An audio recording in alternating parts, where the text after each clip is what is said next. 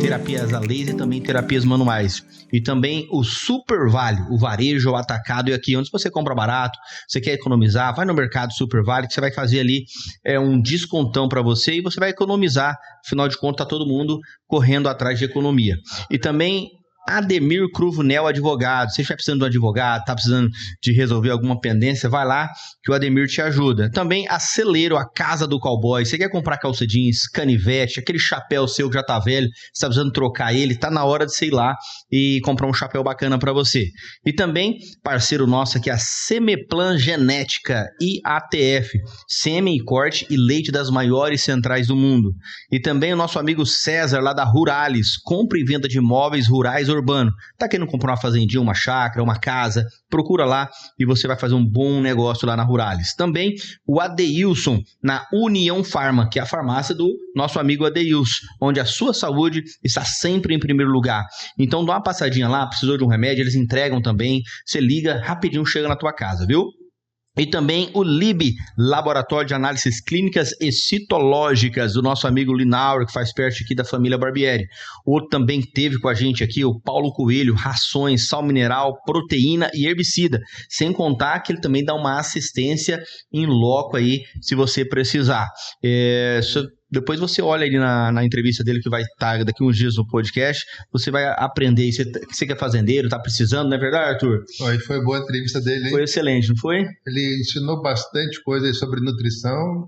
Foi inspiradora o trabalho todo, né, que ele desenvolve aqui em Cacilândia. Aí tá vendo? Olha, evita gado magro, que não pode nem ser marcado aí na sua fazenda, viu? Procura alguém que tá bem à frente e vai te ajudar a crescer e a economizar. Também o Alto Posto Central, TRR Vale Diesel, com o Carlinho também, quer abastecer um combustível de qualidade, quer levar o diesel para sua fazenda, ele leva lá direto e colocar no trator. Acabei de abastecer lá, hein? Abasteceu lá, ó, tá vendo? Tá todo mundo indo lá pro TRR Vale Diesel e também pro Alto Posto Central. E também queremos agradecer ao Freitas Barbieri, né? Que tá aqui, né? Que também a barbearia. Que você também quer cortar o cabelo, fazer sua barba, só vir pra cá e tem grandes produtos pra você aqui também. E a Atlética, Academia do Lisandro também, você que tá precisando malhar, perder aquela barriguinha, pra aquela barriguinha chegar com um shape legal na praia, no Réveillon, você precisa se exercitar. Então vai lá, tem profissionais lá que vai te ajudar, vai orientar você a ter uma qualidade também, além de ter um corpo bonito, qualidade de vida que é essencial. E tá todo mundo indo se cuidando agora, né? Bastante. Chegando o verão aí também, né? É verdade. Chegando o verão e pós-pandemia, o pessoal parece que tá resolvendo cuidar um pouco melhor. Até o nosso convidado especial de hoje aí tá de personal, malhando e tudo mais. Nossa, vamos ficar sabendo. Gente, hoje está aqui com a gente, né? Dr. Francisco Neto. Ele vai falar tudo sobre a vida dele. Para lembrar você, hoje ele está completando 51 anos de formação na área da medicina. Ele é o primeiro médico de Cacilândia, natural da cidade de Sorriso. Olha que coisa bacana, hein? Isso é um privilégio. Ele está aqui com a gente. Boa noite, senhor Francisco. Muito obrigado por estar aqui com a gente. Boa noite, Freitas. Boa noite. Arthur, é um prazer muito grande, né? Sinto-me honrado por esse convite. Eu nasci aqui em Cacilândia, no dia 2 de junho de 1947, né? E minha vida foi uma aventura, né? Tem sido até hoje. Estou completando hoje 51 anos de formado. Não fui o primeiro médico a entrar na faculdade. O Heraldo, filho da dona Ambrosina e seu Raul, foi o primeiro a entrar. Mas por questões aí de currículo, de interesses também, ele se formou logo depois de mim, né? Mas eu tive muita sorte porque eu entrei no primeiro vestibular, né? Eu estudava em Ribeirão Preto e fui para o Rio, fiz o vestibular lá para as faculdades públicas, né? E passei nas duas principais, na UERJ, né? Na época era o UEG, Universidade do Estado da Guanabara, que ainda era o Estado da Guanabara, isso em 1968, quando eu comecei o curso, e também na época Universidade do Brasil, hoje o FRJ, mas aí eu já tinha optado, feito a opção pela Universidade do Estado do Rio de Janeiro, até porque conheci o hospital, ela era a única que tinha um hospital próprio lá, né? Bem estruturado, bem organizado, e aí foi uma opção também. Depois, muito tempo depois, eu tive a honra de dirigir esse hospital, o Hospital Universitário Pedro Ernesto, né? Olha, que bacana. Então deu aula também? Não, dei aula de medicina durante 44 anos. Nossa! Né? Agora fui expulso da universidade porque cheguei à idade limite. Né? Chico, então, primeiro te agradecer, né? O Chico chegou hoje de viagem e eu estava em Três Lagoas, passei, vi ele assim, ó, vem comigo, vamos dar entrevista. Ele de bate-pronto aceitou, então, pô, muito obrigado, você está cansado aí, né, que não é fácil essa viagem, e você aceitou, muito obrigado, a gente fica muito honrado de estar aqui com você e falar um pouquinho da tua vida. Mas você já foi para frente, já falou do Rio de Janeiro, mas me fala um pouquinho, essa tua inspiração, que eu vejo assim, a medicina como sendo uma inspiração, né, uma faculdade difícil, uma faculdade que trabalha com vidas, né? A tua família tinha algum médico que te inspirou a entrar no curso de medicina? Não tinha? Como é que era isso? Essa é uma pergunta que sempre me fazem, né? Por quê? Né? Sim. Que eu conhecesse, não tinha conhecimento de nenhum médico na família, né? Assim, mas eu tive duas grandes inspirações, né? Sim. Podia dizer até uma terceira, mas a terceira pelo lado negativo, né? Que eu queria fugir dela, que era o trabalho na fazenda, as coisas na fazenda, que meu pai ele exigia que fizesse tudo lá, que eu fizesse a mesma coisa que os peões faziam, que meu irmão fazia, tudo. Então não era uma coisa que eu gostava de fazer, né? E ele sempre também foi até certo ponto meio aplicando um certo terror, né? Porque ele dizia o seguinte: se for reprovado, vai vir para a fazenda trabalhar, porque eu vou tentar vagabundo na escola. E o segundo e a terceira inspirações? Minha mãe era parteira, né? Eu também tenho uma irmã, que agora está com 73 anos, que teve meningite aos 40 dias de idade. Aqui não existia médico na época, né? Quer dizer, ela foi tratada até pelo seu Paulino, da família Paulino aí, ele acho que era farmacêutico, não sei se era prático, cuidou, mas a meningite dela fez uma lesão cerebral muito grave, né? Então eu sempre acompanhei vendo, né? Eu nunca fui, mas as viagens dos meus pais para tentar melhorar as condições da minha irmã, tudo. Mas minha mãe também, como parteira, benzedeira, ela tratava das pessoas, cuidava das pessoas. Nossa casa na fazenda virava uma casa de parto. Então isso influenciou. Mas talvez a influência mais fundamental foi do Dr. Manuel Tomás, que dá nome até à rua que sua sogra mora. Sim. Né? Porque o Dr. Manuel Tomás foi o primeiro médico da cidade a fixar aqui, né? Isso no início dos anos 60. No final dos anos 50, ele ficou pouco tempo, né? E o Dr. Manuel Tomás era admirável, né? Além do cuidado que ele tinha com as pessoas, né? Eu lembro de histórias assim, que eu não vou falar aqui, porque vai tomar muito tempo, né? Contar as histórias dele. Mas ele era cuidadoso com as pessoas, atendia todo mundo. Eu achava que ele era baiano, porque, na verdade, ele se formou na Bahia, mas ele era cearense, né? Olha só. E morreu num acidente lá. E esse hospital, que hoje é o São Lucas, foi o hospital onde ele trabalhava inicialmente. E ele operava, fazia tudo, né? Fazia como dizia na época, do parto à sepultura, né? Porque ele era parteiro, era anestesista, era o cirurgião, Nossa. Era tudo. Na época não tinha isso, não existia isso. Que desafio para o médico, hein? E fazia diferença para as pessoas, né? Eu lembro do meu pai contar uma história, quando a sua sogra, minha irmã, teve um apendicite, e ele operou, né? Tudo, quando meu pai foi pagar, meu pai assustou, achou que era muito caro, né? Aí meu pai falou, não, mas eu soube que o senhor, para outras pessoas, o senhor cobrou menos isso, não sei o que lá, né? Porque... Ele falou assim, Manuel, sabe o fulano que trabalha lá na sua fazenda? Ele não tinha condição de pagar, eu atendi ele aqui, eu operei ele aqui, né? Fulano, foi contando as pessoas. Como o senhor pode pagar, o senhor está pagando por eles também. Mas é verdade. Aí meu pai ele ficou até orgulhoso disso, achou justo, né? Mas isso é raro hoje da gente ver, né? A pessoa fazer isso, né? Então são essas coisas que... esse carisma dele, quer dizer, essa coisa de ser o primeiro médico daqui, de ter feito tanta diferença para muita gente, né? Isso acho que me impactou, né? Por escolher. Naquela época também a gente não tinha muitas opções, né? Quer dizer, ou era medicina, ou magistério, era, né? Engenharia, né? Advogado era moda na época também? Advogado também era, mas o advogado sempre oscilou muito a visibilidade dele, né? Alguns achavam que tinha advogados do bem e advogados do mal, né? Então essas coisas assim... Não mudou muito não, mas... Uma curiosidade que eu tenho, eu acho que eu nunca te perguntei isso, é o seguinte... Você sai daqui e vai para o Rio de Janeiro. Garanto que naquela época tinha poucas opções de faculdade, né? Não é que nem hoje em dia. Eu tenho como exemplo, lá no Rio Grande do Sul, quando eu fui fazer medicina veterinária, tinha 2 faculdades, ou era a PUC ou era a URGS. Não tinha a terceira, né? Só tinha 2 faculdades. Imagino, na década de 70, menos faculdade. Aí um rapaz novinho, né? Vai para o Rio de Janeiro, né? Aquela terra maravilhosa, um menino, né? Deve ser um duplo desafio. Primeiro, você sair do interior e ir para uma grande cidade. E depois, o que a grande cidade proporciona um jovem, né? Essa também, sempre me lembrando da história aqui também tem a ver com meu pai, tem a ver com Cacilândia, né? Porque, primeiro, meu pai ele ficava um pouco orgulhoso. Primeiro, cobrava muito, né?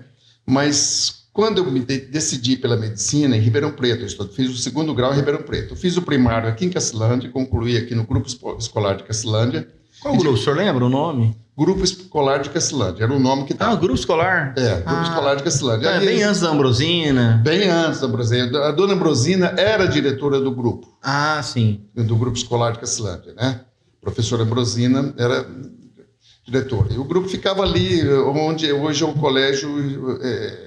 Ermelinda Barbosa Leal. Exatamente. Aquele ficava de frente pro poço central. Ficava ali de frente para a rua aqui, bem pequeno. Eu acho que foi demolido, e depois foi construído aquele conjunto lá. Eu não lembro... Aliás, uma hora eu tenho que ver, a curiosidade vai me fazer voltar lá, né? Assim como eu fui... O primeiro lugar que eu fui estudar, que fui alfabetizado, foi em Aparecida do Taboado. Meus avós maternos tinham uma pensão lá, e eu fui morar com eles. Eu fiquei 1 ano lá, né, estudando, depois vim para cá. E essa coisa também, meus pais moravam na fazenda. Então eu ficava em casa de parente, de padrinho. Fiquei na casa do padrinho João Moura 2 anos, do grupo escolar, na casa do pai da Dona Morena, né, e Lacerda... Agora estou fugindo os nomes aí, não vou lembrar todos. E também na casa do Matarazzo, que fica ali quase em frente, né? Quer dizer, que era um amigo do meu pai. Então, passava 1 ano na casa deles aí, fazendo um grupo escolar. Depois eu fui para Jataí, para o colégio interno, o Instituto Samuel Gran, onde eu fiz a segunda metade do hoje 1º grau, né? Na época era o ginásio. E aí eu fui para Ribeirão Preto fazer o científico. Também, na época, era dividido em clássico e científico. E do científico eu fui. Isso também foi interessante, porque o que aconteceu? A gente fazia vestibulares simulados nos cursinhos. Fiz um cursinho lá no 3º ano científico, junto com o 3º ano científico.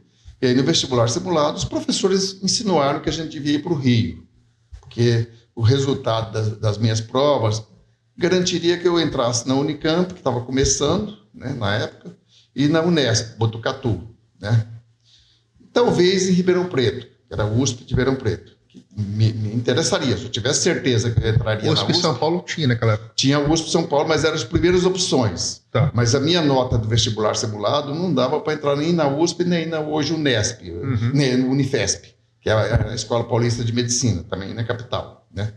Aí eles falaram, vai para o Rio, que o Rio de Janeiro, carioca não quer saber de nada, só quer saber de praia, vai ser fácil. Não foi assim, né? Bem assim. Nós fomos para o Rio, não foi só eu, foi uma galera grande, né, de colegas de Ribeirão Preto, que estudavam em Ribeirão Preto, fizeram de vários lugares, né, de Minas, de Mato Grosso, do próprio São Paulo, né, do interior de São Paulo, tudo, fizeram o cursinho lá, nós fomos para o Rio fazer vestibular lá, né?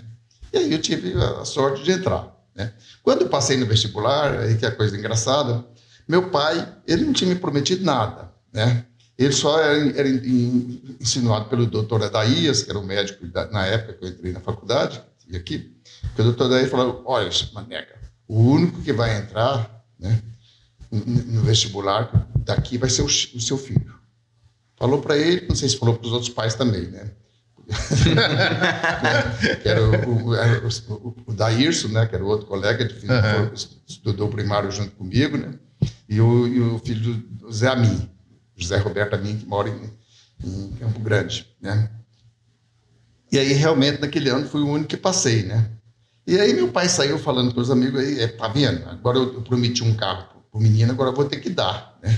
Aí, aquela conversa dos amigos do meu pai, amigo da onça meu, né? Porque, olha, né, você sabe como é que aquelas mulheres lá no Rio, né? Do jeito que elas andam, praia, tudo lá. Se você der um carro pro seu filho, ele vai fazer tudo menos estudar. Meu pai me enrolou até o final da residência esse carro, né? Quer dizer, eu não tive o carro porque ele não acreditava. Ele ficou com receio de não estudar. E de você chegava a dar uma balançada quando chegava a ver uma cidade daquele tamanho? Pois é. Que é basicamente roça, né? Se olhar a Cacilândia pois é. 300 habitantes, era uma roça, né? Não era nem um Imagina, interior, né? Era menos que isso, pois né? Você vê, a cidade que eu conhecia, quando eu terminei aqui em Cacilândia, a maior cidade que eu fui conhecer foi Jataí. Também na década de 70, imagina, seguro, uma cidade segura. Você Jataí podia andar, né, no Rio de Janeiro, não é que nem hoje. Jataí tinha 20 e poucos mil habitantes naquela época, né? Depois eu fui para Ribeirão Preto, que hoje está com 700, 800 mil, sei lá quanto, mas na época tinha 110 mil habitantes, quando eu fui para o Rio. Aí você muda para uma cidade com mais de 2 milhões, hoje tem muito mais, né? De habitantes, né? Praia. Praia, tudo. Ver o mar pela primeira vez. Eu vi o mar pela primeira vez aos 19, 20 anos de idade. Maracanã. A minha faculdade era ao lado do Maracanã. O senhor é flamenguista ou não? Botafoguense. Campeão. Tirou o T, hein? Verdade. E botafoguense, porque lá no eu tô de luto hoje. Você é palmeirense? Sou palmeirense. Eu também. Em São Paulo, a gente torcia. Eu torcia pro Botafogo de Ribeirão Preto, né? Sim. E torcia pro Palmeiras. Eu nem vou falar meu time. Né? Mas o Botafogo foi meu primeiro time, porque já tá aí em Goiás, você acompanhava o futebol carioca, enquanto aqui em Mato Grosso você acompanhava o futebol paulista. Sim. Então a gente tinha que escolher. Em Goiás eu escolhi o Botafogo, né? E aqui eu escolhi o Palmeiras, né? Ô Chico, você nessa tua caminhada aí de 51 anos, você foi muito para a área da educação, focado na medicina, certo? Eu queria te perguntar assim, se você fizesse um paralelo do estudante de medicina da década de 70, que é o teu caso, para o estudante de medicina hoje. O foco dos dois é o mesmo? Não é? Como é que é nessa tua jornada de 51 anos, você vendo como são os estudantes de medicina? Até uma curiosidade, porque o meu está no 2º ano de medicina. Sim, é justo, uma curiosidade bem justa. Eu acompanhei todo esse processo. Não acompanhei só como professor, não. Eu entrei como professor, me formei em 73, fiz residência médica em clínica médica, terminando em 75, final de 75, né? 76. Depois fiquei trabalhando em alguns lugares lá e voltei como professor da Faculdade de Medicina da UERJ, da Universidade do Estado do Rio de Janeiro, né? Em 78, no início de 78. E fui professor até 2017, não, peraí, 2022, porque 2017 é porque era a data limite para aposentadoria de 70 anos, mas aí mudou a lei, passou para 75, e eu não entrei com minha aposentadoria, porque em 2017 era um momento também de crise lá na UERJ, né? Profissionais sem salário, inclusive os profissionais do meu departamento. Eu já tinha sido diretor do hospital, tudo, tinha uma postura mais tranquila, só dava aula praticamente, tudo, atendia lá no ambulatório, supervisionava os residentes e os internos do ambulatório, mas não tinha assim uma exigência muito grande, né? Os médicos jovens, mas tinha muitos, só tinha emprego ali, né? Então, com a crise, com o atraso de salário que teve em 2016, 2017, quer dizer, eu suspendi minha aposentadoria, sustei o processo. Aí mudou a lei, né? Passou para 75 anos. Né? Só não interrompendo o senhor, mandei trazer um cafezinho para o senhor. Legal, obrigado. Tá? Acho até melhorar a tosse. E aí, com 75 anos, né? Quer dizer, eu acabei entrando na expulsória, porque aí aconteceu uma outra coisa. Por que eu falo da questão da educação, que eu acompanho todo esse processo? Né? Quando eu me formei, existiam pouco mais de 50 escolas médicas no Brasil. Né? Eram 30 e poucos em 62, quando a BEM foi criada. Depois teve um crescimento grande entre 67 e 70, mas acho que mal chegava a 50 escolas. 50 e poucas escolas, talvez. Né? Acho que por aí, né?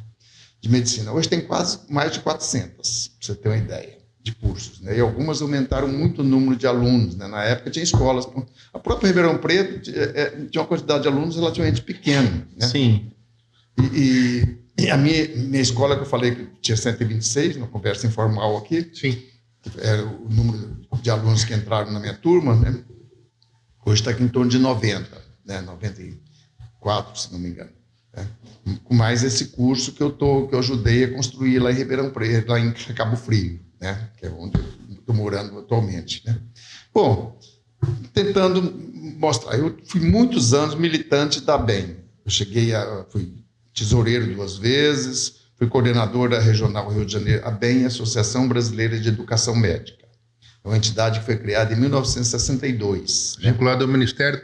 Não, a BEM é uma entidade de direito privado, né? Entidade associativa de escolas médicas. Começou como Associação Brasileira de Escolas Médicas, em 62, quando existiam 33 escolas de medicina no Brasil. Né? E ela sempre zelou pela educação médica. Eu tive muitos professores da minha faculdade que foram dirigentes lá da BEM, né? Alguns que eu tinha grande admiração por eles. Depois eu acabei entrando para a gestão da BEM, eu fui coordenador da Regional Rio de Janeiro Espírito Santo, e depois eu fui tesoureiro 2 vezes, vice-presidente e diretor executivo da BEM. Depois fiquei no Conselho Fiscal, isso é mais recente, né? Então, esses anos todos estudando, debruçando sobre a questão da educação médica, né? Tem muitas críticas, né? Quer dizer, é meio parecido com o que acontece, que eu falo da minha universidade. Eu posso ficar 2 horas falando mal dela, mas posso ficar 4 horas falando bem, né? Assim como o meu país também. Eu posso ficar 2 horas falando mal do Brasil e 3, 4 horas falando bem, porque tem muitas coisas positivas. E assim é a questão da educação médica também, né? Tem muitas coisas boas acontecendo. Mas a visão que o que eu queria pensar é o seguinte: a visão que a gente tinha da educação como filho, como trazendo da nossa educação familiar, né, da década de 70 para hoje, né? Os jovens de hoje, comparado aos jovens daquela época, tinham o mesmo empenho, a mesma vontade de aprender, aquele mesmo foco. Como está isso hoje? Veja bem, houve uma mudança bastante radical, não só pelo aumento, né? A medicina mudou radicalmente, a tecnologia passou a ter uma importância cada vez maior, crescente, né? Assim como a questão da indústria de farmacêutica, novos medicamentos surgiram, etc. e tal. Muitas coisas aconteceram aí, né?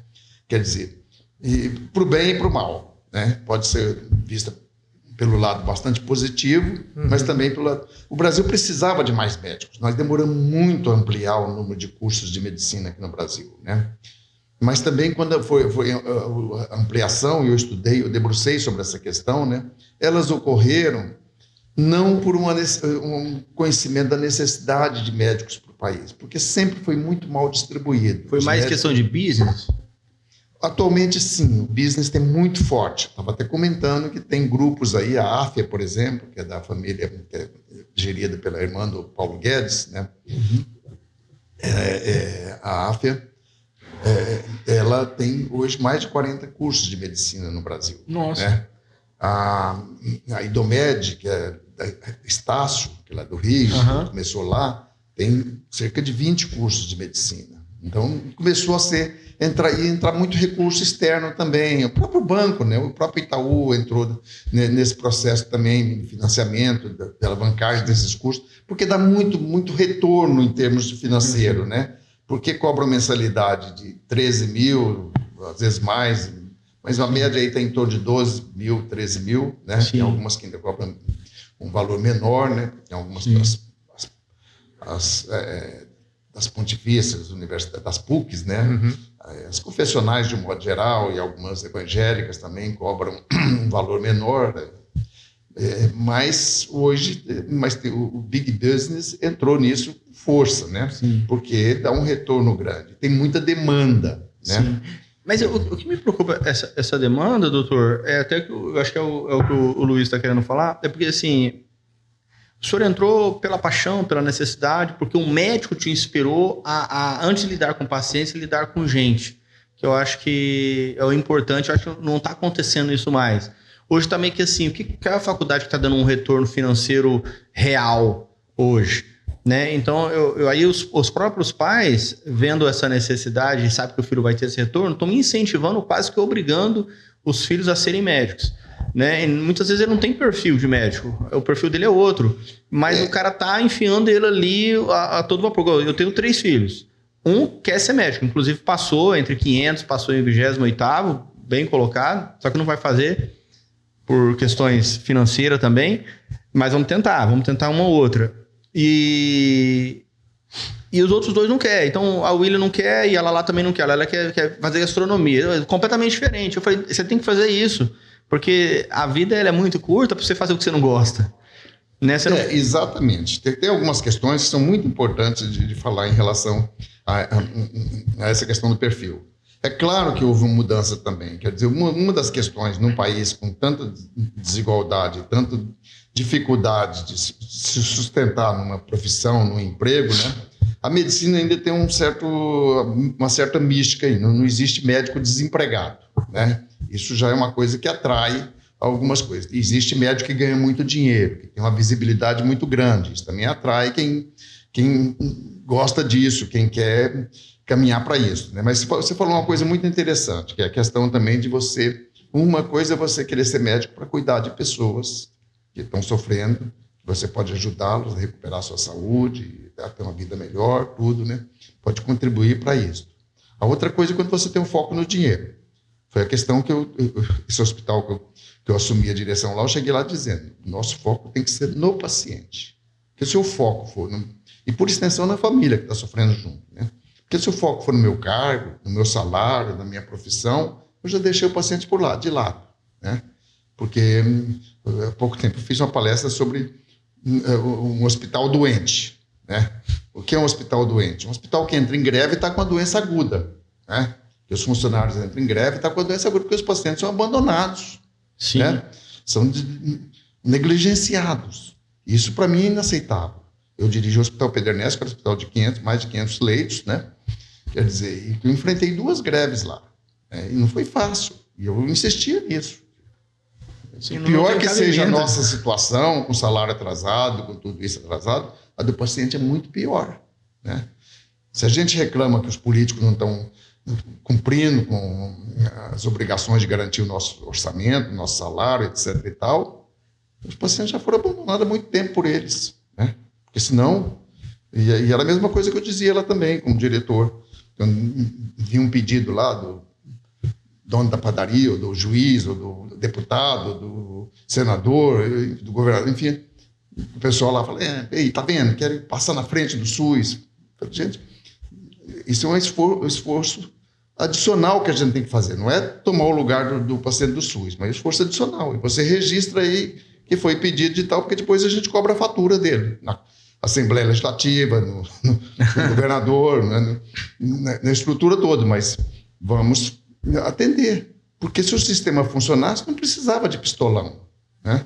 Não adianta a gente ficar reclamando, amaldiçoando a escuridão, porque tudo vem um pistolão, o cara dá um telefonema, pede para atender. Isso é muito pouco perto da grandeza que é o negócio. Exatamente. Não é? É um pedido em 5 mil. Exatamente. É muito pequeno, se for mostrar mesmo, é muito pouco, mas as pessoas começam a achar que está sendo achacado com o pedido das pessoas. Não, a pessoa quando vem esgrimindo o pistolão, ele está desesperado, porque se o sistema funcionasse, ele não precisaria de pistolão, né? Verdade. Então, a gente tem que achar uma brecha para atender, não prejudicando os outros, não no lugar dos outros. Mas não é fácil, isso é fácil de falar, mas é difícil. Chico, no meu dia a dia eu vejo eu tenho uma constatação bem interessante. Não sei por que médico gosta de fazenda.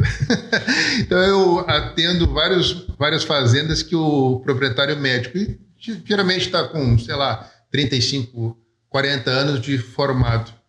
E eles me relatam que eles são mais bem preparados. Por quê? Porque eles sabem fazer uma anamnese melhor, sabem palpar melhor e o custo deles é muito menor. Por quê? Porque o jovem formando não sabe. Então ele tem que pedir uma série de exames para chutar para tudo que é lado para tentar fechar o diagnóstico. E ele não. Eles são mais assertivos, né? E me parece que é uma contradição. Por quê? Porque na década de 70, o que você tinha de informação, o que você tinha de tecnologia era muito diminuto, né? E hoje, a gama de tecnologia que eu tenho de informação, ainda mais na universidade, é absurda.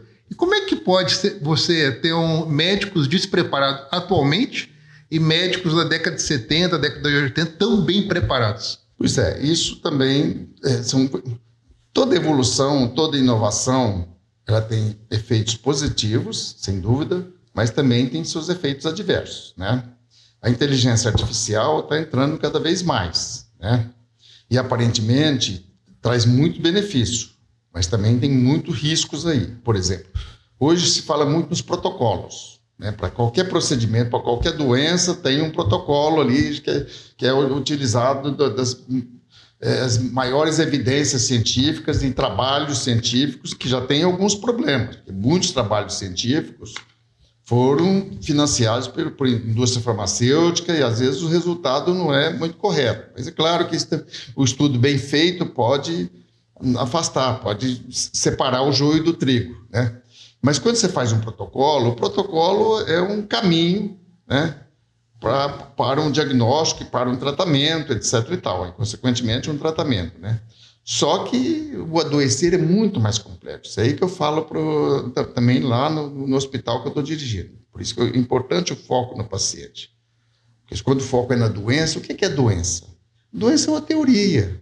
E como toda teoria, é uma simplificação da realidade. O adoecer é muito mais complexo. Eu uso muito o exemplo da pandemia, né? A situação da pandemia aí. Foi uma coisa muito grave. 2 pacientes com a mesma idade, né?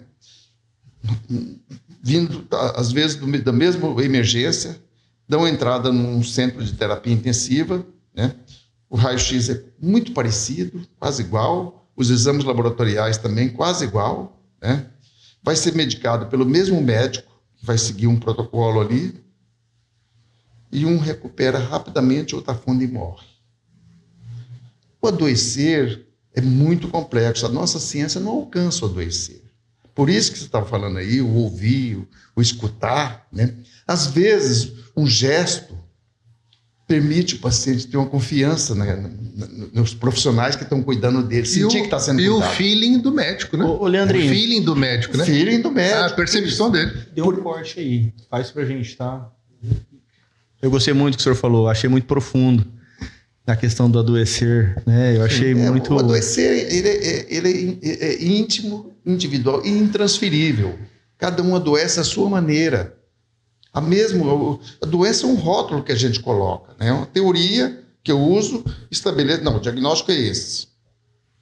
Fulano, também o diagnóstico é esse. Mas a doença de maneira diferente e reage ao tratamento de maneira diferente. Mas o senhor, como filho de bezedeira, Não entra a questão assim, pô, Deus tem coisa aqui que é Deus, assim, a gente faz, mas é aquele negócio, a gente plantamos e Deus dá o crescimento. Tipo assim, eu coloco o protocolo e se esse protocolo vai dar certo, é Deus que vai fazer? Como que é isso? Porque... essa coisa entre a medicina e a fé, eu passei por várias religiões, né? Minha família era espírita, kardecista, né? Meus pais, principalmente por causa do meu tio, que tinha um centro espírita, o irmão mais velho do meu pai, né? E tia Arthur, né? Tia Arthur, tia Ricardo, né? Tia Arthur é tio, mas é casado com a irmã da minha mãe, né? Então, passei, e na casa dos meus padrinhos, parentes que eu estudei, também minha avó, por exemplo, era batista, era evangélica batista, né? Meu avô e minha avó materna, né? Então eu frequentava a igreja batista, né? Meu padrinho João Moura, na época, hoje ele é adventista, mas na época ele era católico, né? Então também frequentava a igreja católica e tudo, né? Fui para um colégio presbiteriano em Jataí, um colégio interno. Então, lia a Bíblia toda lá, estudava, ia à escola dominical, essas coisas todas, né? Frequentava isso, né? Quer dizer, então eu passei por todas essas atividades. A questão da fé, é claro que eu não procuro não misturar as coisas. Eu respeito a fé de cada um, né? Eu sei que ela pode ser muito importante, porque ajuda a segurar, né? Mas eu também fui obrigado, durante um tempo, eu me interessei pelo psiquismo das pessoas, pela psicologia. E fui professor de psicologia médica também na faculdade, né? Que legal. Porque eu queria entender essa coisa do sofrimento. Porque me angustiava muito, né? E uma das coisas, até nos primeiros, quando eu estava começando a ser professor, me achava um bom médico, fiz uma boa residência, todo mundo me achava que era muito bom, etc e tal, né? Mas quando eu cheguei lá para ensinar os alunos que estavam no 6º ano, formando, e os que tinham recém-formado, residentes, médico residente, eu comecei a sofrer um impacto ali, acompanhando eles no ambulatório, né? Atendendo os pacientes lá. Eu chegava um pouco antes, examinava os prontuários e via, às vezes, paciente que estava sendo atendido há 10 anos lá, passando por várias gerações de estudantes, professores, residentes, etc. e tal, e às vezes com os mesmos sintomas, né? E às vezes virado do avesso, como se diz, de tanto fazer exames, e sem melhorar, com as mesmas queixas. Aí eu via, a gente chamava que era problemas psicossociais, etc. e tal, tinha a ver com as condições de vida, etc., o estresse e tudo, uma série de coisas que a gente chamava até pacientes funcionais, tinha outros rótulos menos respeitosos até. Então, eu um dia queixei para um professor meu, que me ensinou muito, né? Aí ele mandou ler um livro chamado Médico, Seu Paciente e a Doença, né, do tal Michael Balint. Eu fui ler o livro e fiquei espantado. E aí tinha um professor que tinha sido clínico, tinha voltado como psicólogo, psicanalista, né? E aí ele estava montando um grupo Balint lá, e esse mesmo professor me estimulou a procurá-lo. Eu fui e foi uma visão, porque o que me espantava? Vendo os alunos, eu ficava fora do consultório. Quando eles precisavam, eu entrava no consultório, porque eu queria que eles aprendessem, ganhassem cada vez mais autonomia. Eu entrava no consultório e examinava o paciente junto com eles, né? Mas às vezes eu ficava fora e via eles saindo, né, atendendo o paciente. Eu olhava para a fisionomia deles, tanto do paciente quanto do médico, né, do formando, e via que não me pareciam felizes. Eu não sabia o que era aquilo. Nenhum dos dois me pareciam felizes, satisfeitos com o resultado ali, com a aparência. Depois eu fiquei... a palavra correta que eu achei era frustração. Ambos estavam frustrados, o paciente e o médico, né, recém-formado. Eu estava ali para formar bons médicos. Eu tinha lido uma frase atribuída a um grande educador do final do século XIX e início do século XX, Sir William Osler, né, que dizia que o paciente que não sai de um consultório melhor do que entrou, ele não foi um bom médico. Aquilo me espantou. É provocativo, né? Hein? Bastante, né? Porque, então, a minha sensação era isso: eu não estou formando bons médicos, não estou aqui para contribuir para formar bons médicos. Aí eu fui informar nessa coisa para entender essa questão da relação médico-paciente, que é o que o Michael Balint estudou na Inglaterra, né? Estudando a relação dos médicos com o paciente para ver, porque via que muitas coisas aí, a falta do médico entender o que se passa com o paciente, escutar, ouvir direito, dar atenção, captar o que o paciente está sentindo e ao mesmo tempo também evitar, porque às vezes é humano, né? Eu posso estar no consultório, você chega, a sua fisionomia, o seu gesto me lembra alguém que eu não gosto, né? Isso é inconsciente, né? Eu já vou te atender com diferente. Desdém. Então tem que saber lidar com isso, comigo mesmo. Por isso que eu falava para os alunos, né? Para os meus alunos. A gente tem um estudioso americano que não aceitou a ideia da inteligência só medida pelo QI, né? Então ele criou uma teoria das múltiplas inteligências, né? Eu estava estudando sobre isso essa semana. Howard Gardner. E essa teoria das múltiplas inteligências, entre as várias, tem inteligência ecológica, que é o fato de você olhar para uma árvore, saber que árvore é aquela, o nome, tudo, onde que veio, o que ela faz, o que produz, só de olhar, né?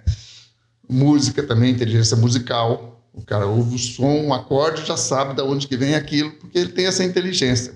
E tem a inteligência que eu falo que era importantíssima na educação médica, das duas inteligências.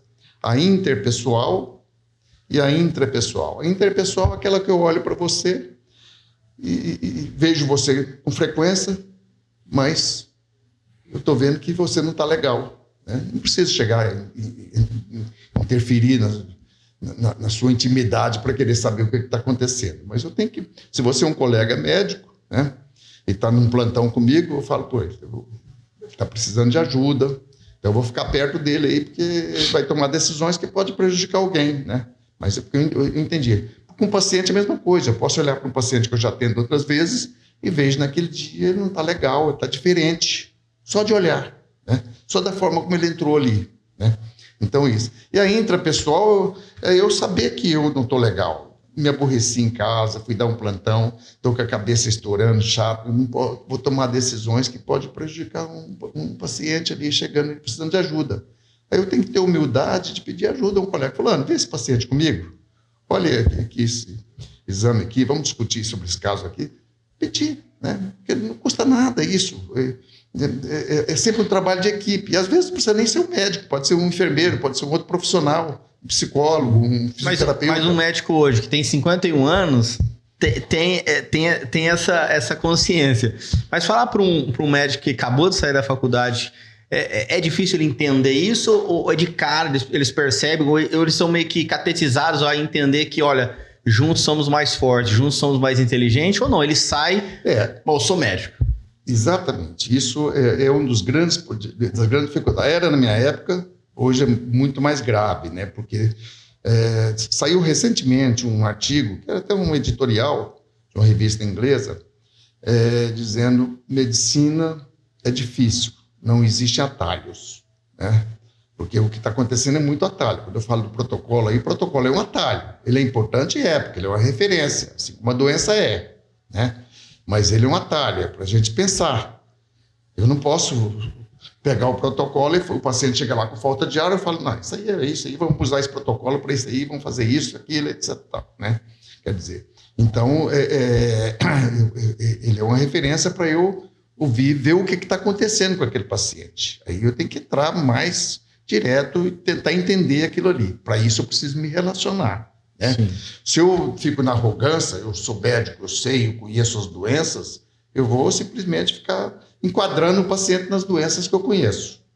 E aí eu vou errar muito mais e vou prejudicar muita gente. Isso é o grande risco hoje que acontece. Chico, eu queria dar um passinho atrás. Quando você decidiu sair de Cacilândia para fazer o curso de medicina no Rio de Janeiro, você chegando lá, por pressão da família ou por conversa da família, ou você estando lá, existia a expectativa da tua volta para Cacilândia? Que boa pergunta. Claro, meu pai chegou a sinalizar que ele tinha comprado um terreno para botar uma clínica aqui. E eu, durante toda a faculdade, a minha vontade era voltar para cá. Né? Quer dizer, isso eu sempre, quando as pessoas me perguntam, eu falo assim, Chico, porque eu tive muitas oportunidades na vida. Né? Além de ser professor da faculdade, depois ter sido diretor, não foi só uma vez, não, na direção do Hospital Universitário Federal, é um hospital grande. Então, hoje é considerado o melhor hospital público do Rio de Janeiro, né? Quer dizer, eu tive em 3 gestões antes, né? Participando lá. E o hospital universitário, né? Um hospital universitário, né? Quer dizer, e as pessoas... E depois fui para Brasília. Antes de ser diretor-geral, eu estive em Brasília, lá no MEC, trabalhando com hospitais de ensino. Dando uma consultoria pela Organização Pan-Americana de Saúde, né? Então, fui tendo muitas oportunidades. Claro, como que eu consegui isso? Porque eu tive professores maravilhosos. Eu escrevi, durante o meu doutorado, me pediram para fazer um portfólio da minha história, da minha formação. Mas quem te segurou no Rio de Janeiro? Quem que te segurou no Rio de Janeiro para não voltar para Cacilândia? Bom, primeiro foi... Eu fiquei noivo, casei. Era né? com a carioca? Com a carioca, né? Da Gema ou Catagoiaba? Da Gema. Carioca da Gema, né?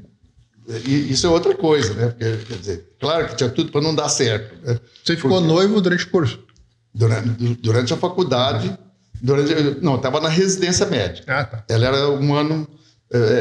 nós éramos da mesma idade, mas ela entrou um ano antes de mim, né? Então ela foi espécie da minha co-preceptora. Ela te segurou lá no Rio de Janeiro. E ela tomou a decisão pela terapia intensiva. Ela fez clínica médica, o hospital estava abrindo, sendo de terapia intensiva, você imagina, isso em 73, 74, 75, não existia UTIs, né? Centro de terapia intensiva, unidade de terapia intensiva, por aqui, por essa região, né? E ela veio aqui e odiou. Essas coisas. Carioca. Mãe professora de francês. Estudou no colégio Notre-Dame de Sion. Nossa. Né?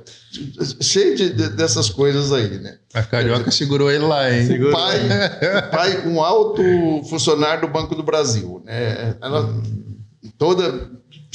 Que não podia dar certo casando com caipira como eu, né? Pô, quer dizer, a gente... Até hoje combina, tanto quando eu fui diretor-geral, ela foi minha coordenadora de assistência à saúde, né? Até eu fui brincar com ela lá, quando eu convidei ela para ser minha coordenadora, ela era chefe da UTI, do Hospital Pedro Ernesto. Né? Sim. Aí eu falei, olha, eu quero nesse lugar, né, nessa coordenação, uma pessoa que gosta de doente e que gosta de aluno. Né? Porque lá já teve pessoas, teve gente lá que gostava ou do doente, mas não gostava do aluno. Ou gostava do aluno, gostava. E tinha uns que não gostavam nenhum dos dois, né? Chico, hoje em dia,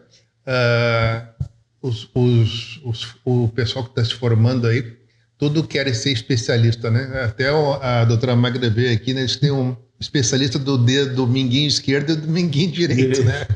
Tá desse jeito aqui a coisa, né? A gente pensa que isso é uma coisa muito atual, né? Pois é isso que eu queria chegar. Porque eu vejo que há um certo tempo atrás tinha médicos generalistas que eram brilhantes, que conseguiam desempenhar a medicina, né, de uma forma super eficaz. E parece que agora ficou um ranço, né? Não pode ser generalista. Se não for especialista, é um médico mal sucedido. Como é que é isso? Assim, porque antigamente o cara operar um cotovelo e um joelho era a mesma coisa, né? Exatamente. O exemplo clássico hoje é da ortopedia. O ortopedista hoje, que tem ortopedista de mão, né? Ortopedista de mão tem punho, cotovelo, ombro, né? Quadril, joelho, quer dizer, está todo fragmentado, né? Quer dizer, dentro da própria ortopedia, que antes era o ortopedista tratava de tudo. Isso talvez não mostra um pouco eu vou olhar do ponto de vista assim, muito rústico mesmo, assim, a incompetência dessa nova geração que só consegue fazer uma coisa só, que se há muito, é muito para ele, ou é a questão de modinha, não, sou especialista em algo, então é mais fácil para mim me dar um nome. Essa é uma questão hoje muito complexa, né? Tem várias hipóteses aí para ver por que mudou tanto, né? Porque eles até definem 3 tipos de medicina, né? Quer dizer, uma medicina mais antiga, que é a que eu me formei, que é chamada intuitiva, né? Quer dizer, a gente tinha uma certa intuição para conseguir ver a pessoa como um todo e tratá-la. Dentro da faculdade também tem um pouco disso, né, Chico? Eu me lembro, assim, na PUC, onde eu me formei, era uma escola mais europeia, mais pro lado alemão, a PUC, lá no Rio Grande do Sul. E a URGS não, era mais americana. E um era mais generalista, Sim, outro era mais especialista. Então isso aí vem desde a faculdade, desde a graduação. Né? Essa é uma das explicações históricas para isso, né? Quer dizer, a gente ter adotado mais uma visão europeia e mais uma americana, que foi muito... A tecnologia veio muito potente, muito forte nisso, né? E fragmentou muito em função disso, né? As pessoas começaram a ficar apenas com uma parte, né? E às vezes perdendo a noção de todo.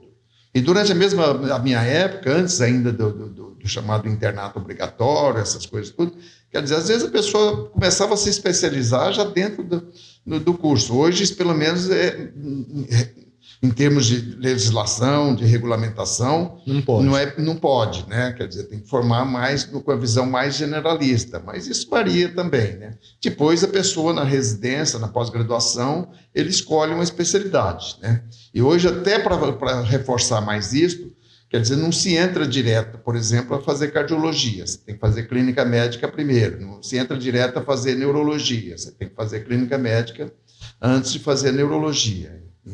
Demora mais tempo a residência. Se fala muito também que o número de médicos no Brasil extrapolou, é muito grande.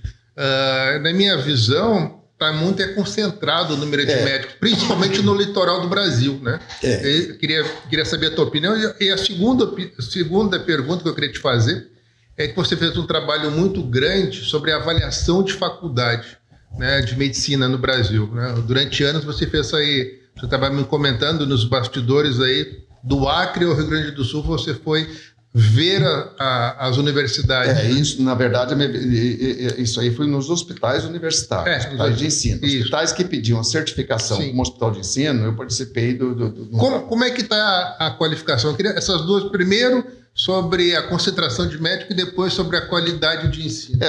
O que acontece? Quer dizer, quando as faculdades começaram...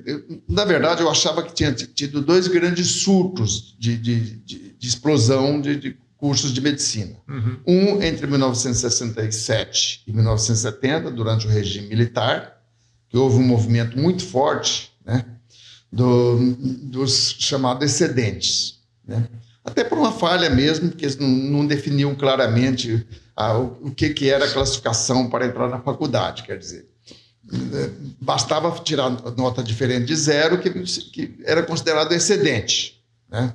Isso criou e muitos deles eram, por exemplo, desses excedentes, eram filhos de militares. Então começou a criar um movimento muito forte, mesmo durante o regime, para a entrada de alunos como excedente. E fez com que algumas escolas que tinham, por exemplo, o FRJ, hoje, Universidade Federal de Janeiro, na época Universidade do Brasil, que tinha a Faculdade Nacional de Medicina, tinha 200 vagas. Ela teve que aumentar o número de vagas, por pressão do regime. Hoje, Unirio, que na época era a Faculdade de Medicina e Cirurgia, Escola de Medicina e Cirurgia, tinha 100 vagas, teve que passar para 400, né? E assim por diante. Várias escolas federais, porque o governo, como era uma pressão do governo federal, né? E eles tiveram a madrinha, que era nada menos do que a esposa do segundo presidente militar, general Costa Silva, né, Dona Yolanda Costa Silva. Ela assumiu essa bandeira de defender, né? E aí, então, passou de pouco mais de 30 escolas para mais de 70.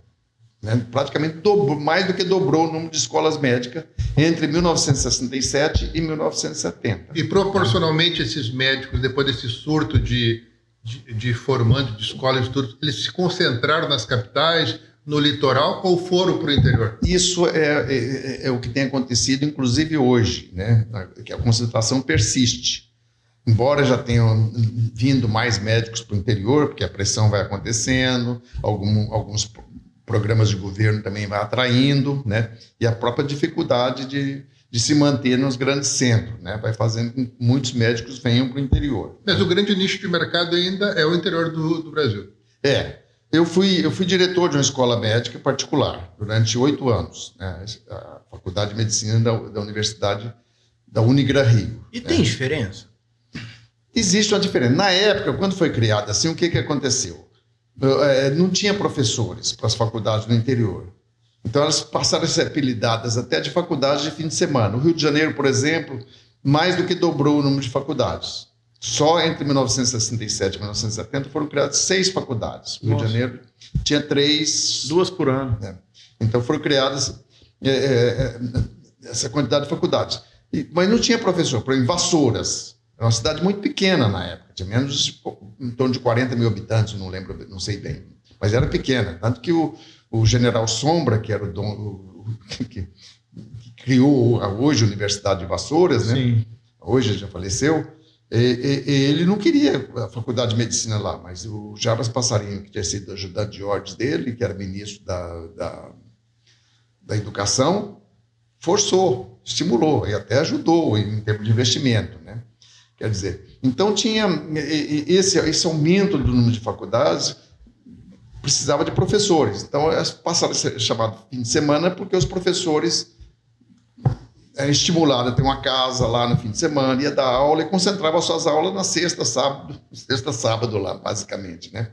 Então, ficava assim. E quando os alunos chegavam na fase de ir precisar de um hospital, como lá não tinha hospital para acolher a quantidade desses alunos, eles iam para o Rio de Janeiro fazer nos hospitais, no serviço desses professores, né? Sim. Quer dizer, então foi uma forma, mas com isso fazia com que a faculdade também tivesse uma capacidade menor, porque também e uma qualidade menor. Tanto que quando me chamaram, eu enfrentei uma briga grande com o Conselho Regional de Medicina, né, no Rio, porque eles achavam que Duque de Caxias não tinha condições na escola. Duque de Caxias já era uma cidade com 600 mil habitantes, 700 mil habitantes na época que começou o curso, né? E eu falei até usando a questão da minha vivência no interior. Grande parte dos médicos que vêm para o interior são formados nessas escolas particulares, né? Então, se eu posso contribuir para melhorar a qualidade do curso, por que não? Por que não? Por que não aceitar? É mais o fator político, o ego, que não deixa aí, quer tudo... Porque quando você começa a polarizar, meio que você perde o poder político, né? Porque você começa a colocar as pessoas mais longe de você. E geralmente essas pessoas que estão lá em cima no andar de cima, eles querem tudo meio que próximo da gente, né? Exatamente. Foi a maior... Que acaba sendo essas distorções que acumulam, né? Em 1996, finalzinho de 96, a partir de 97, né? Que quando foi a nova Lei de Diretrizes Básicas de Educação, que permitiu que cada escola, cada universidade, né, pudesse criar ou extinguir qualquer curso, né? Ela tinha autonomia. O conceito de autonomia foi muito forte nesse sentido. Então, a universidade podia. Então, algumas universidades, algumas escolas, rapidamente criaram cursos de medicina. Foi o caso da Unigran-Rio, da Estácio, lá no Rio, né? Já tinha vários cursos lá no Rio e criaram mais esses 2 cursos, né? Quer dizer, eu fui exatamente para a Unigran-Rio, né? Exatamente com essa visão também. Muitos médicos vão me dizer, eu posso tentar contribuir para formar melhores médicos. E levei o grupo lá da minha faculdade, grande parte de colegas lá, bem preparados, que gostavam, que sentiam prazer em dar aula. A minha atual mulher, conheci ela lá, né? Foi essas indas aí. E aí a gente aprende muito, né? E ela hoje foi uma das responsáveis pela implantação do curso de medicina da UERJ em Cabo Frio, né? Que começou esse ano. Né? Mas eu vejo assim, o senhor comentando, o senhor teve o fator dentro da medicina muito burocrático, né? A sua área. Mas a sua área de formação mesmo assim, não... Porque o senhor deu aula, né? Então, a aula meio que o senhor já sabe um pouquinho. O senhor aceita mais café? Não, depois. Então tá. O cara manda trazer aqui. Então, qual que é a área assim, que o senhor mais gosta? Porque o senhor deu aula, né? Dá aula. E aí o senhor se formou. E qual foi aquela paixão? Quero ser isso. Exatamente. Quer dizer, eu me formei, fiz a residência, pós-graduação em clínica geral, né? Clínica médica, que era o nome que a gente dava lá. Né? Depois se tornou, hoje alguns chamam até de medicina interna, né? No hospital, e quando eu entrei como professor, eu entrei para trabalhar num projeto que tinha lá, que era o ambulatório de medicina integral, que se tornou mais tarde o primeiro departamento de medicina acadêmico de medicina de família do Brasil, porque a medicina de família começou no Brasil, as discussões começaram ainda nos anos 70, né? Com o nome de saúde comunitária, essas coisas todas. Mas foi criado nos anos 90 e foi crescendo, que é a forma que é a maneira do antigo médico generalista, daquele que fazia tudo, né? Mas diferente, porque o médico de família ele vai para a unidade básica de saúde, ele atende lá, né? Ele passa a ser o responsável paciente pela comunidade ali da região, né? Quer dizer, é muito interessante isso, porque chamada até a população adscrita, aquela unidade de saúde, né? E o médico é responsável por um certo número de pessoas ali, que ele tem que cuidar da saúde e tratar da doença e encaminhar para o especialista quando for necessário, né? Ter essa clareza. Isso na teoria é muito bonito, né? Na prática é mais complicado, né? Até porque ele precisa também de uma formação, de uma pós-graduação bem estruturada, bem conduzida, tipo uma residência médica. Existe ela, mas ainda em número muito pequeno. E a procura, às vezes, tem aumentado bastante o número de médicos de família no Brasil. Hoje, antigamente, o cara só entrava nisso porque não conseguia entrar em outra, numa especialidade mais. Mas hoje não. Hoje, às vezes, até eu estava conversando com uma mãe de 2 médicas recém-formadas na Universidade Federal, lá do Rio de Janeiro, né? Todas 2 querem fazer medicina de família. Olha só. Né? Quer dizer... Tem que gostar de gente, quanto, né? Tem que gostar de gente, tem que atender gente pobre, gente com dificuldades, etc e tal, tem que saber lidar com isso, tem que saber se relacionar com o especialista, né? Porque muito especialista torce o nariz para o médico de família por achar, igual um colega. Depreciação, né? Um dia falando, uma professora minha, que é médica de família, né? Que fala, esse pessoal não entende nada, não sabe medicina. Era cardiologista, né? Não sabe medicina. Eu falei, primeiro você precisa respeitar as pessoas. Isso que você está falando me despertou uma curiosidade como pai. As faculdades de medicina conseguem passar para o aluno esse respeito com o paciente, essa educação com o atendimento? Infelizmente, não. Tem melhorado, eu tenho que admitir que tem melhorado, até por pressão. Eu acho que tinha que ser a última matéria do ano, né? Aumenta-se mais 6 meses, para essas 6 meses ensinar o médico a gostar de gente, né? Chico, o que a gente vê no nosso dia a dia, né? Comentário, né, do dia a dia das pessoas, é ser uma consulta muito rápida, né? Não dá aquela atenção adequada, né? Esse que é a pergunta. Isso vem da graduação ou vem depois da graduação você tem um outro viés, né, de atendimento? Tem falhas históricas aí na questão da medicina, né? Quer dizer, a medicina, como foi uma profissão de muita visibilidade social, né? Ela atraía pessoas e a gente encontrava muitos professores arrogantes, né? Que achavam que sabiam tudo. Né? Ninguém sabe tudo, né? A gente aproxima, a ciência ajuda, sem sombra de dúvida. Conhecer a teoria da doença, conhecer uma doença é importante para a gente entender o que se passa com aquela pessoa. Mas hoje até a gente questiona. Eu tive agora há 3 meses, exatamente 3 meses, eu tive lá em Belo Horizonte no Congresso Brasileiro de Educação Médica, o 62º Congresso Brasileiro de Educação Médica, né? E me pediram para falar que era uma coisa muito interessante, parecida com isso aqui, né? Que o FMG copiou do TED Talks, você já deve ter visto alguns, né? Ela copiou, chamou o FMG Talks, e aí o Congresso Brasileiro de Educação Médica copiou Coben Talks, e me convidaram para ser mediador, né? O papel que vocês estão fazendo aqui, né? Só que as pessoas vão... Aí eu tive que ver, eu assisti todos, porque era a primeira vez que eu ia ser mediador de 2 professoras, uma professora da Faculdade de Medicina de Botucatu, né? E a outra da própria FMG. E mais um aluno que estava formando naquele ano, né?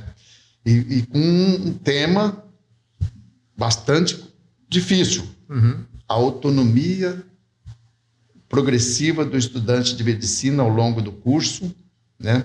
E nos cenários de prática, quer dizer, a capacidade dele de tomar decisões, de entender, de resolver, de ter segurança naquilo que está fazendo, como que ele conquista isso progressivamente, né? E foi muito interessante, né, o debate, porque é isso que está acontecendo. E aí até eu falei de um professor que eu vi falando nesse FMG Talk, falando sobre inteligência artificial, né, é um pesquisador que está até aposentado na UFRJ, Lívio Ziviani, né, um professor bem maduro, e um outro que é um professor de economia lá da UFRJ, estativa, né, e eles conversando sobre isso. E aí o cara falou, olha, hoje com inteligência, com tudo na internet, com todo o conhecimento disponível, com livros de medicina inteiramente na internet, que você compra aí, quer dizer, de qualquer lugar do mundo, né? Quer dizer, e até com tradução hoje fácil que você consegue, né? Quer dizer, passar conteúdo, passar esse conhecimento técnico é menos importante, porque ele vai encontrar tudo isso facilmente, né? Você pode dar as diretrizes de como procurar, de como utilizar isso, mas você não precisa ficar dando aula, repetindo aquelas aulas. O complicado é a relação humana, né? É porque isso o que é difícil, e ele usou um cara que é um dos grandes financiadores da inteligência artificial, o cara da Alibaba, lá da China, né? Uhum. Do Alibaba. Da Alibaba, sei lá. O cara... Tá sumido agora ele, hein? E o cara rejeitado em todas as profissões. Tá sumido. E o cara falou assim, nós precisamos parar disso, teria falado isso, precisa parar de... Quando perguntaram para ele como que o ser humano poderia enfrentar a crescente capacidade da inteligência artificial, que vai assumindo, inclusive, o lugar de muitas profissões, progressivamente. Na medicina, por exemplo, radiologia hoje quase está dando para deixar a inteligência artificial fazer os laudos, né? Nossa. Quer dizer, então tem isso, e tem criado muitos... Eu falo até que uma das coisas que a inteligência artificial logo vai resolver também é da anestesia, porque é um problema grave, né, no Brasil todo, né? Por que o pessoal não gosta? Porque você não... A gente tem problema, acho que quase toda cidade do interior tem problema com anestesista, né? Porque é muito difícil, né? Quer dizer... É difícil a profissão ou é porque só tem um em cada cidade? Tem poucos anestesistas. Por que os caras não optam? Eles se organizam também muito forte, e até em empresas, em grupos, né? Quer dizer, veja bem, é uma profissão muito difícil. E quando a gente fala de relacionamento, o anestesista tem muito pouco relacionamento. A função dele é botar o doido para dormir, né? Para ficar desacordado e cuidar dos sinais vitais dele ali durante o processo anestésico, né? Então, às vezes, ele faz uma consulta pré-anestésica, tudo, e acompanha o paciente até a recuperação, tudo, mas ele não se aprofunda muito nisso, né? Quer dizer, então, essa é uma questão, assim como o radiologista também, né? Mas isso que você falou da inteligência artificial é muito polêmico, né? Eu gosto muito do Miguel Nicoleles, ele é neurocientista. E ele fala duas coisas aí, não tem nada de inteligente e não tem nada de artificial. Aquilo ali é um programa matemático. Né? Sim, mas as coisas... E outra coisa que eu acho muito interessante, ele contando, ele dava, na época que ele fazia, depois da graduação, né? Ele conta que fazia muito plantão. Né? Em vários programas ele conta isso. E tinha um protocolo de atendimento, né? Ele leva também para o lado da inteligência artificial. Ele disse que viu várias vezes o professor dele pegar, olhar para a pessoa, em 2, 3 palavras, falar assim, não, entra rápido aqui, que esse cara... E o cara entrava lá e infartava em 20 minutos. Nossa. Ele falou assim, quando que a inteligência artificial ia falar Exatamente. isso? O cara tá normal, pressão 12/8, tá tranquilo... Mas o feeling do professor dele disse assim, é coisa impressionante. Isso tem feeling. E isso a inteligência artificial não consegue. Com os programas que tem isso hoje. que o cara do Alibaba fala. Quer dizer, nós deveríamos ensinar muito mais.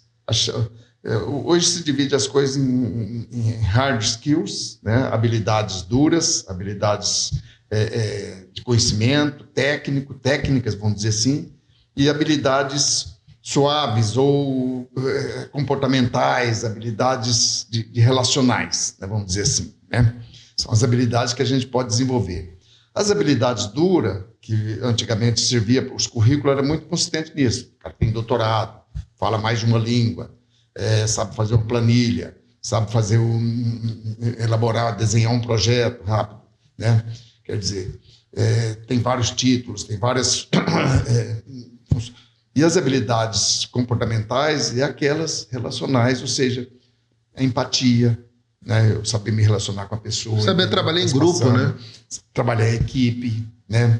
Saber liderar, né? Exercer liderança, porque acolho as pessoas e elas acreditam na minha proposta e vamos juntos, ajudam, contribuem nesse processo, né? Quer dizer, são todas essas habilidades, né? A habilidade de entender o outro, um simples olhar, que está ligado à empatia, tudo isso, né? Atitude, né? onde estava até um jogador falando da atitude, né? Até, veja bem, ele inclusive com muitos erros assim, de português que antes corrigia. Hoje isso é chamado até de preconceito linguístico, né?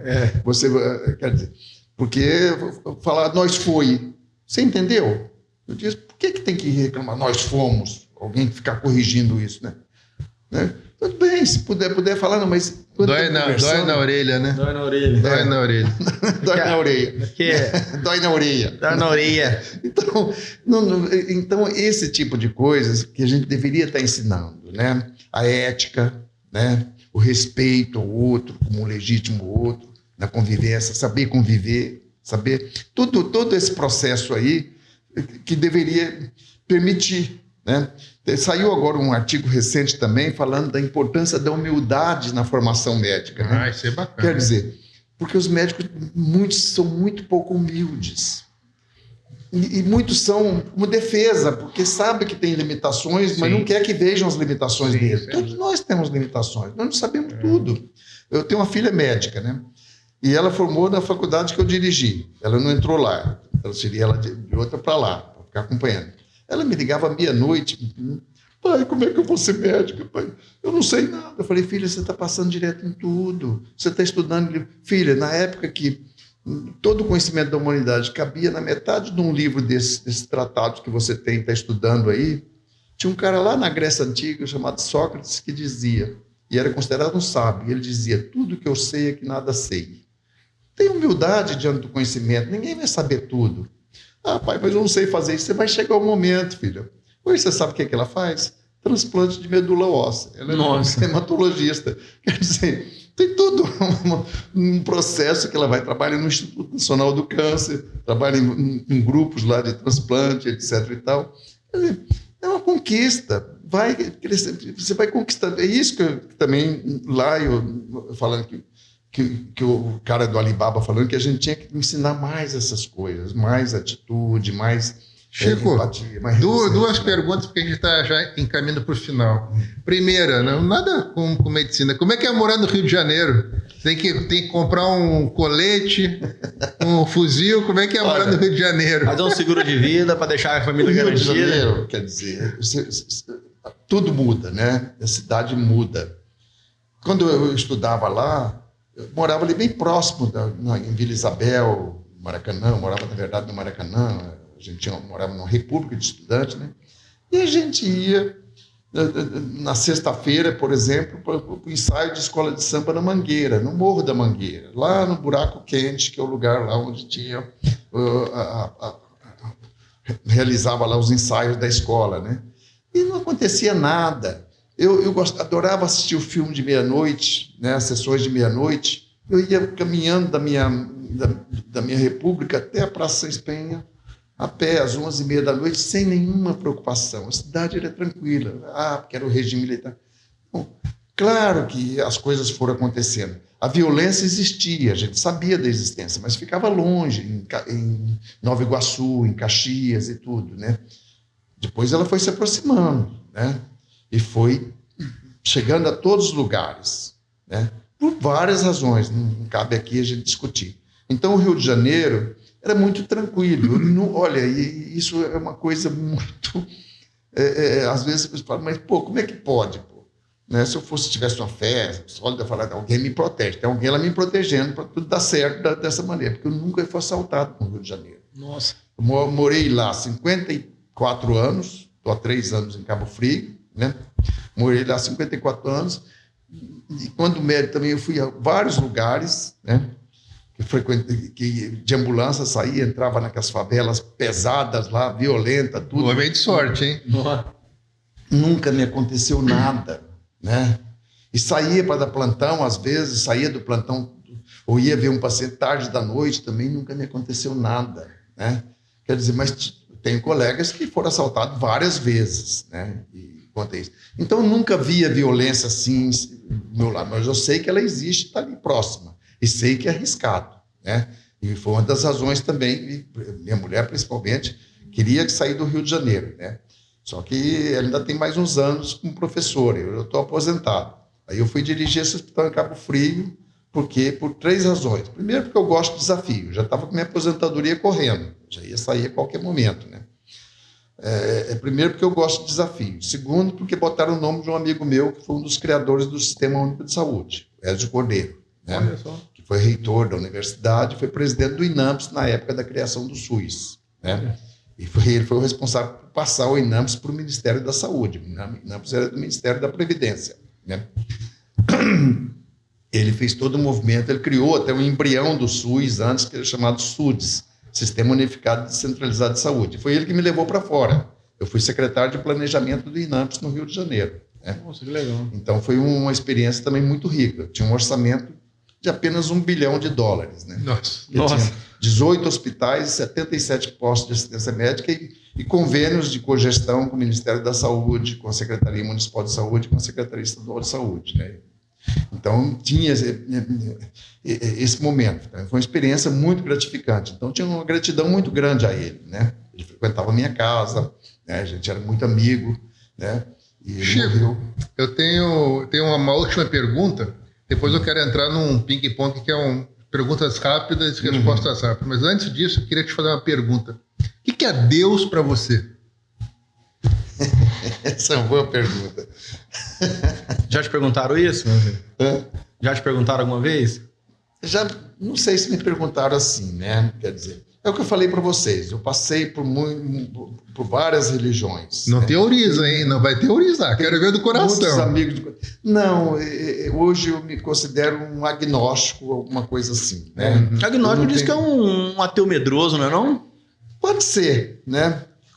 Às vezes eu me considero, quer dizer, eu não tenho fé mais, assim, fé em Deus, mas eu respeito muitas pessoas que têm. Vejo que isso, para muitas pessoas, é o que segura. Tanto que no hospital, sempre a gente tem, permite todas as religiões ali, né? Mas se você me permitir, nesses 51 anos de profissão, você não deve ter presenciado muitos milagres no hospital, ou que possa... dizer, né, usar essa palavra milagres, coisas assim extraordinárias. O cara ali tinha tudo para morrer e viveu, o exame era péssimo e tá bom. E como explicar? Pois é, eu explico isso com a força interior que cada um tem. Você pode chamar de Deus, pode chamar de algo que vem, mas para mim é algo, é o que eu falo aí. Quando duas pessoas entrando durante a pandemia, com a doença gravíssima que foi, né, a Covid-19, da forma, naquele momento mais forte da doença, as pessoas entram nas mesmas condições, um recupera, o outro rapidamente afunda e morre. Estavam com o mesmo quadro, nas mesmas condições, com os mesmos exames, vamos dizer, tudo muito parecido e com o mesmo tratamento. Como é que pode? Não foi o tratamento, não foi. Quer dizer, é alguma coisa. Que eu admito até que seja interação. Você pode chamar isso de algo divino, né, que permite um simples olhar de um médico, ou simples atenção que ele dê a esse mais do que aquilo, ou do fisioterapeuta, ou do enfermeiro, ou do psicólogo, seja lá quem for, que se aproximar do paciente, faz com que ele mobilize forças internas e recupere rapidamente, e o outro, não vale a pena viver, sei lá, alguma coisa assim, se entrega. Mas eu não consigo, quer dizer, eu tenho um filósofo que ele acredita em Deus, mas o Deus dele, alguns podem achar muito material. Ele foi perseguido tanto pelo catolicismo quanto pelo judaísmo, ele era de origem judaica, né? Spinoza, Baruch Spinoza. Ele foi perseguido por todos ali, mas para ele Deus é uma potência de agir. Deus está em tudo, né? Está no cachorrinho, está na árvore, está em todo lugar, em tudo, né? E ele não errou. Pois é. Tá certo. Não errou. O próprio salmista diz assim, que o céu e a terra transmitem a glória de Deus, só que glória ali é presença, né? Pois é. Então o céu e a terra transmitem a presença de Deus. Ele não errou. E meus grandes amigos e companheiros de pensar junto, né? Quer dizer, eu tive um grande amigo que era um reverendo, né? Aliás, 2, um morreu atropelado terrivelmente, que era daqui, eu conheci em Goiás, né? O Helter Maciel. Depois o Helter ficou, que foi um dos meus grandes professores, né? Mas o reverendo, quer dizer, e a gente fazia uma reunião lá na igreja presbiteriana de Ipanema. A gente fazia reuniões lá. para discutir o futuro da humanidade. Delírio, assim. Resolveu o futuro da humanidade. A gente sonhava nessas coisas. Isso é legal. Pensar, Isso é legal. Isso é legal. Buscar, entender o que se passa, como sair dessa situação. Nós estamos num mundo muito conturbado hoje, né? Sim. E às vezes com muitas polarizações, Sim. às vezes cruéis, né? Quer dizer, para muitos, Deus tem que agir nisso aí, né? Mas também, você pensar no nosso país hoje, que tem muito mais igrejas do que escolas, né? Alguma coisa Se tá a errada. igreja resolvesse, não sei, é complicado. Né? Chico, poucas perguntas e respostas rapidinhas. Um lugar que você tenha vontade de conhecer aqui no Brasil ou fora do Brasil? Eu nunca fui à Grécia e à Itália, acho que tenho vontade de conhecer. Aqui no Brasil, eu fui a vários lugares, mas tem alguns lugares assim que eu gostaria de conhecer. Bem do interior mesmo, né? Quer dizer, eu já fui a Bonito, gostei muito, mas foi uma viagem muito rápida, gostaria de voltar, né? Na Chapada de Guimarães também eu gostaria de ir, nos Veadeiros lá em Goiás, esse negócio todo aí. Família, o que é pro Chico? A família para mim é tudo, né? Porque eu nunca perdi esses laços familiares, né? Procurei sempre manter, né? E é gozado. Eu estou com a minha terceira esposa, né? Quer dizer, na verdade é a segunda, porque de casamento mesmo é a segunda. A mãe dos meus filhos morou junto, o pai dela era militar, coronel do exército, tudo. E ela já tinha sido casada, e a gente morou junto e tivemos 2 filhas, né? Eu me dou bem com as 2, né? Me relaciono bem com as 2. Não deu certo porque chegou o momento, desgasta e terminou o relacionamento, né? Sim. Mas minhas filhas, hoje eu tenho 3 netos, né? Quer dizer, eu só tive filhas mulheres, né? E tenho 3 netos meninos, né? Uma até a minha filha caçula, que é o meu netinho caçula, o Victor. Ela comprou a camisa do Botafogo para ele. Vai tentar Legal. Os outros 2 são flamenguistas. Né? Um livro. Um livro? Um livro que te toque. Tem vários, mas o que mais me tocou e que eu estou com vontade de ler é um livro que eu li na adolescência. Toda vez que eu entro em crise, eu estou com vontade de relê-lo. É um livro de um cara muito religioso também. Muito católico, muito focado em Deus, tudo. Chama Jean Christophe. Ele termina até com a lenda de São Cristóvão. É uma saga de um músico, né, Jean Christophe. Mas ele escreveu num momento muito conturbado da Europa também, né, começando a violência, logo em seguida ele ganhou o Prêmio Nobel de 1915, né, logo após o início da Primeira Guerra Mundial, né, e é um livro de muito humanismo mesmo, né, a saga do momento conturbado, que ele passa por vários conflitos, ele termina até com a lenda de São Cristóvão, né, atravessando o rio, com o menino de Jesus no ombro, né? Ah, que legal. E depois chegando à margem lá, e perguntando para mim. É um livro também muito otimista, né? Porque São Cristóvão vai já velho, tudo cansado, atravessando o rio, sobre a correnteza, tudo. E salvando o menino. Quando ele consegue chegar à margem, depositar o menino, ele falou: como és pesada a criança, quem és tu? Aí a criança: sou o dia que vai raiar. Um negócio assim, termina assim. Olha só que legal. Uma música. A música. E tem tantas músicas que eu gosto, mas eu vou falar de uma que é aquela do Almir Sater, né? Conhecendo as manhãs e as manhãs, Amor das Mães e as Manhãs, né? É uma música que eu gosto muito, né? Mas tem muitas músicas que eu gosto. Cacilândia. Né? Cacilândia, hoje eu falei, é a cidade Luz Mato Grossense, né? Hoje eu, com a minha turma lá, eu falei: eu estou indo para Cacilândia, de onde meus pais partiram, né?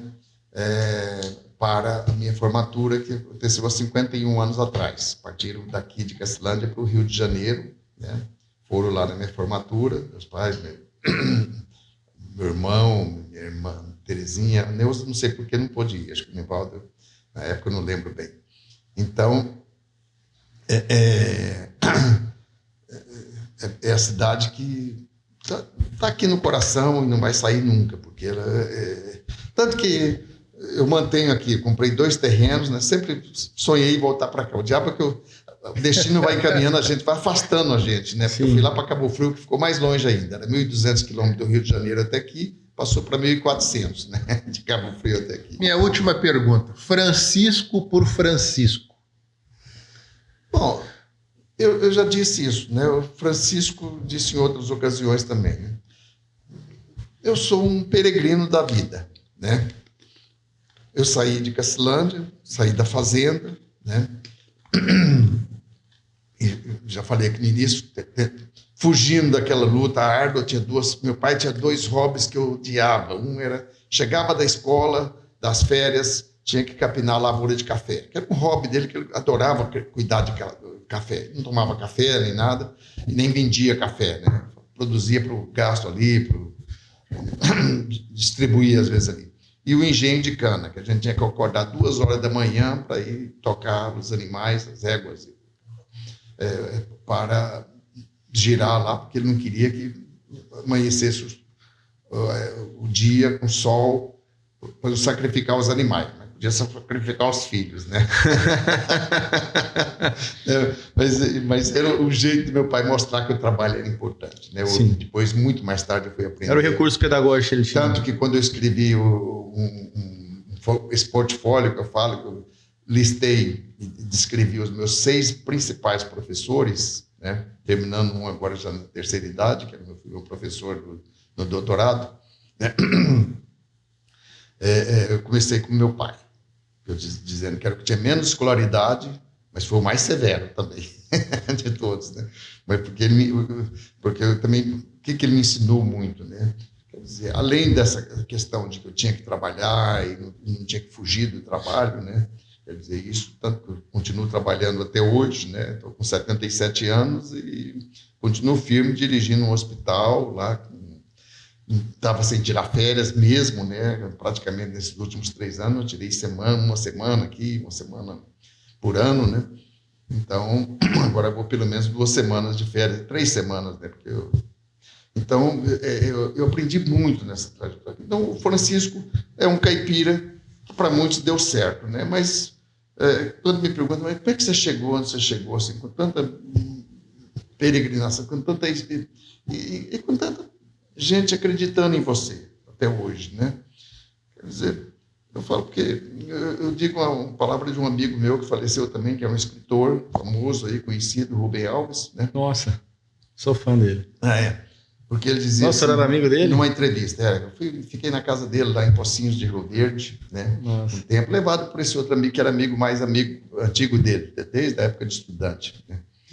E eu fui a vários lançamentos de livro dele, tem vários livros dele autografados. Os 2 livros deles que eu mais gosto é O Prazer dos Sabores e Ostra Feliz Não Faz Pérola. É lindo. Então, o Rubem, ele tinha uma frase que perguntaram para ele, né? Porque ele começou também lá no interior de Minas, lá apaixonado por jardins. E o Rubem,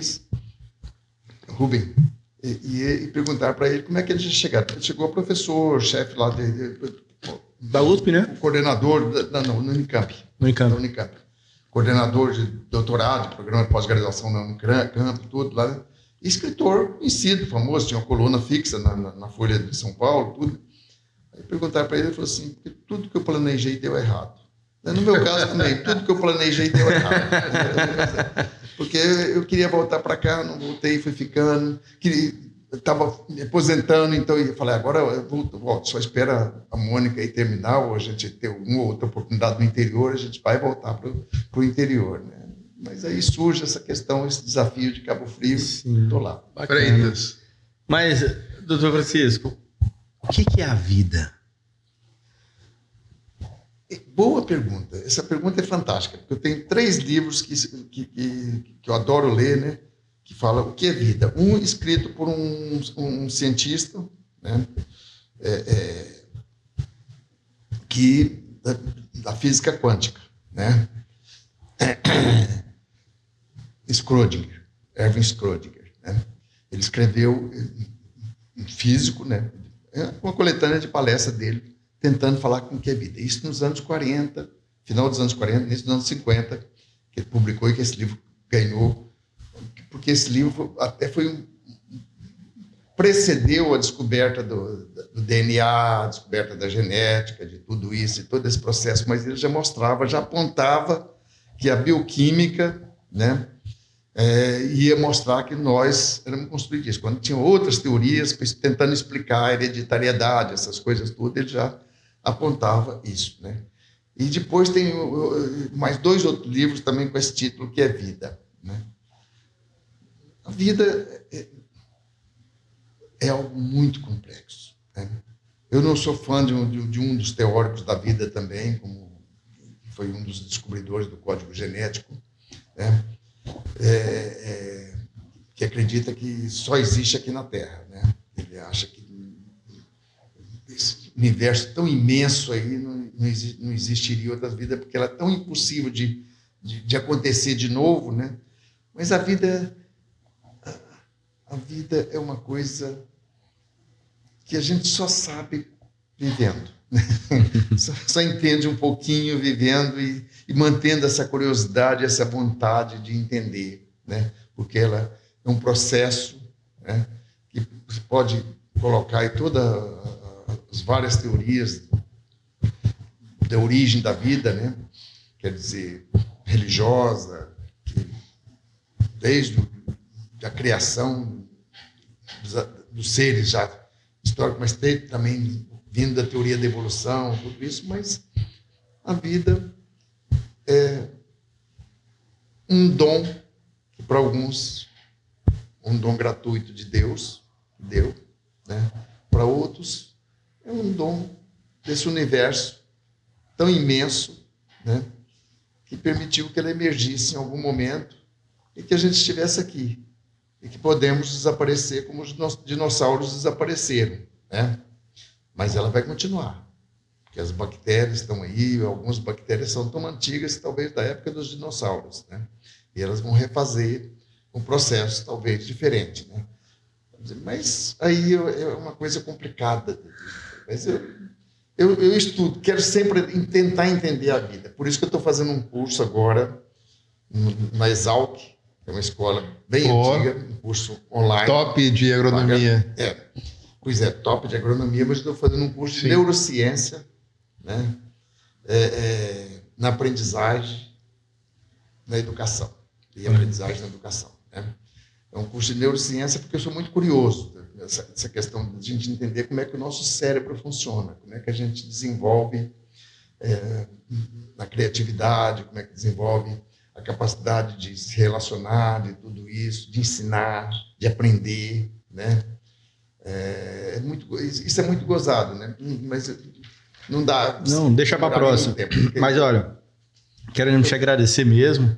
Tá? Pena que 51 anos de profissão, gente, não dá pra... A gente nem falou da vida pessoal dele, né? Mas a gente vamos falar. Se assim o senhor permitir, nos dê a honra de voltar. Hoje o nosso programa é gravado, mas o ano que vem ele vai ser ao vivo. Então o pessoal de Castelândia vai estar assistindo o senhor ao vivo. Então vocês vão fazer o Castelândia Talk. Isso. Castelândia Talk vai ser ao vivo. E aí vamos chamar o senhor e a galera vai estar te perguntando, vai lançar as perguntas aqui na TV, né? As perguntas bacanas. O FMG Talk, o Bem Talk foi muito isso, né? Como foi em plateia. A UFMG fez uma coisa muito bonita. A USP também tem, né? Mas a UFMG fez uma parceria com o Banco do Brasil. E o Banco do Brasil criou um estúdio com auditório, um pequeno auditório, bacana. E as pessoas falando. Tem 15 minutos cada um para falar sobre a sua área, sobre as suas pesquisas, sua pesquisa, né? Aquilo que mais interessa, por exemplo, inteligência artificial. O professor Nível Ziviani ficou falando. Depois é só entrar, procurar no YouTube o FMG Talks, que você vai ver lá. E vai ter vários tipos, é bem variado, né? Eu já vi alguns já. Ele é meio daquele TED, quase igual o TED. Ex-TED. Só que quase sempre duas pessoas falando, um mediador, né, bem rigoroso para falar dentro dos 15 minutos. A pessoa tem que saber que é isso. Tem, inclusive, uma das perguntas que mais ou menos parecia ser pergunta o que é vida, né? A pergunta foi: quem é o povo brasileiro? E aí foi um professor de genética das populações falando e uma professora de literatura, né? De letras, né? Que na verdade é a atual reitora da Universidade Federal de Minas Gerais, né? A Rosana, esqueci o sobrenome. Então, mas está lá, quem é o povo brasileiro? É muito interessante, porque ele mostra, via genética, conhecimento da genética, né?